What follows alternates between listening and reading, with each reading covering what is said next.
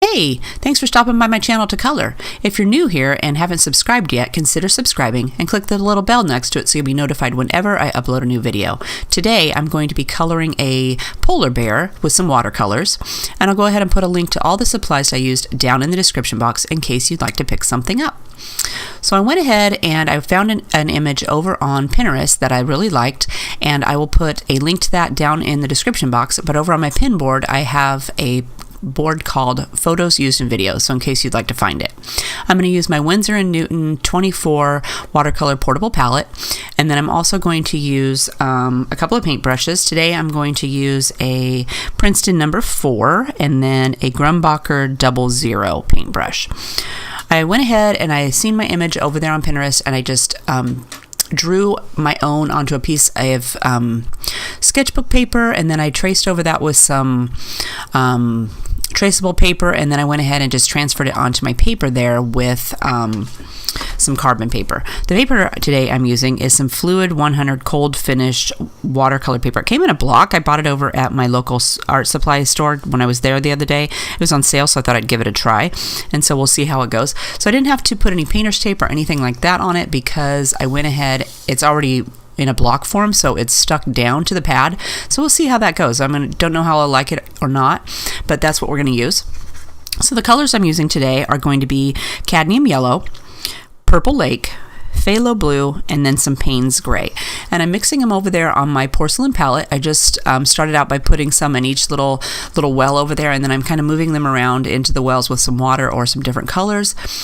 And then I started my bear by giving him a wash of just water with a tiny dab of the phthalo blue in it, just so I could see him on the paper, because after I transferred him on there, I went ahead and erased all the lines so that I could just barely see them, so that at the end when I got done, I wouldn't have any lines left over.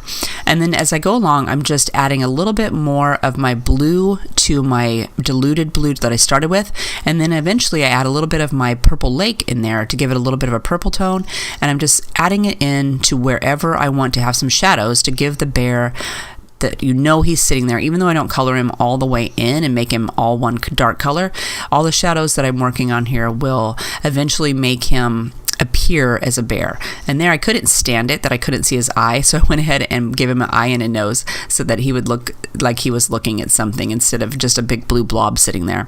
I got a little crazy with the blue in the end. I think I should have maybe made him a little bit lighter, but this is my first go, and so I like how it turns out in the end. There I went ahead and added a little bit more of my purple in there because I couldn't really see his chest tone there, so I went ahead and added that really in the shadow area, so we would add a lot more shadow so you could really see the definition of where the edges are on my bear. Same thing for his ear up there. I went ahead and added a little bit of shadow, and I'm going along his back so that you can tell that there's a line there even though it's just paint. We'll be able to definitely see that he's really coming along. You can see that he's actually a bear now, sitting there with his nose up in the air. If you're enjoying the video so far, don't forget to give it a big thumbs up. So I'm going back in, and I'm going ahead and just adding a little bit more of that purple along the edges and darkening up a little bit more of those shadows. The whole idea here is to make him appear as a bear by just adding shadows onto him and making him really pop out a little bit. Then I went ahead and I added a little bit of water underneath of my bear, and I'm going to take some diluted Payne's gray, and I'm going to give him a little bit of shadow so it looks like he has something to sit on. And then I'm just dabbing a little bit of darker color underneath there because it really didn't take that much. And then I took my dry brush and I soaked up some of that water and wiped it off on my paper towel because I had quite a puddle there and I didn't want it to be that puddly. Now I'm going to go ahead and do something along the edge here. We're going to give him a little bit of color along the outside like the bear that I seen in the photo had, and that is cadmium yellow. And I just diluted it with some water, and then I dabbed that diluted color onto my water there. Now I didn't wait for it to dry. I'm going in and I added more water, and I'm adding a little bit of my diluted Payne's gray or my phthalo blue in there, and it does run into the yellow, but that's what I was going for. And then I add some more water in there, and I'm adding a little bit of my purple lake in there so that it's kind of, all three colors are kind of blending together, and it's kind of going out away from my little bear, causing a little swirl behind him. Kind of like, I guess, if he was sitting out underneath the night sky and there was some aurora borealis on there. And then I decided it wasn't dark enough, so I went ahead and went in and put some more yellow in there, and whoops, I got a little bit of that. It wasn't dry all the way, so my Payne's gray kind of bled out a little bit. Well, and that's way too dark, so I went in and got my brush wet, and I'm using that water to dilute it and drag that ink out into my background there a little bit. And I'm just going to continue on. I've decided it was dry now. It's drying quite a bit, so I wanted to add some more color, so I'm just adding more of the concentrated colors in there to darken some of those areas up. Then I decided I better work on my butterfly. So I'm going ahead and adding a little bit of a purple wash to my butterfly wings to get those started. And I get impatient. I don't wait for it to dry all the way, and I come back and I'm like, oh, let's put some more color in there. And I'm mixing some Payne's Gray and some purple and some blue in there, trying to make a little bit darker color. And here I am trying to add it on top of there, and it's not dry enough, and so all it did was make an even bigger mess. So I decided I better let it dry a little bit more, and I'm working on some shadows along the outside of my bear. So I'm just taking a very light wash of my Payne's Gray and going around the very edges of my bear just to darken it up a little bit on those sides that are still white. Coming back in with some more of my, there I decided, I guess I grabbed the lamp black on accident, and I'm just going over some of those edges of my lines to darken them up so we really can see the definition of that bear outline. I'm giving his chest a little bit of an outline there. And I'm going to darken, I gave him a couple of little spots on his paw so it looks like he's got some definition where his foot is.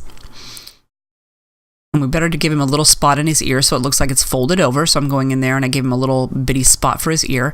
And now it's dried enough that I'm coming in with some of that lamp black, and I'm adding a little bit of that on the edges of my butterfly. And I needed another wing, so I went ahead and just added that there on the background. And then I'm going to come in with my purple and fill that in. And it actually worked out pretty good that the black wasn't dry all the way, because I got a little bit mixed with my purple color, and it kind of spread out and made it look perfect. I'm giving my butterfly a body there, a little antennae. And then I'm going to come back here in a little bit after we put some more purple in there. It's really dark, so I'm just taking my dry brush and I'm dabbing some of it off there in the top of my wings and wiping it on the paper towel so that it will appear lighter there at the top. Now I'm just finishing it up by doing a little bit more of my detail work, kind of fiddling with it, I guess. Going back and forth, adding different colors in here to make it appear a little bit more shadowed. There I decided he wasn't as blue as I wanted him, so I went ahead and added just a little bit more of my phthalo blue in there to darken up a couple of those spots that are way in the back. And then I'm going over it with a little bit of water just to dilute it a little bit and give it a little bit, so it's not quite so blue. It was looking a little too blue. Alright, so we're going to go ahead and finish up our work with some splatters up here in the top, and I was just winging it before I got some on my bear, so I decided I better probably wipe that up and then cover him up with my paper towel so that I wouldn't have to worry about getting it on him. And I just used some of my leftover paint and splattered it around in the background to give it some interest. There I added a little bit of yellow, and that's going to do it. Then I let it air dry. So anyway, if you'd like to see some more close-up photos or some detailed photos, if you head over to the store blog, I'll have a post over there all about this cute little card. I'll put a link to that down in the description box. Don't forget, if you enjoyed the video, to give it a big thumbs up and subscribe to my channel if you haven't already. Right about now, you should be seeing a screen with a couple of more videos I thought you might be interested in watching. If you are, just click on either of those and it will take you straight there and you can check those out. If you have a question, leave me a comment down below and I'll make sure to get back to you. Otherwise, I hope you are having a fabulous day, and I'll see you in the next one. Bye-bye.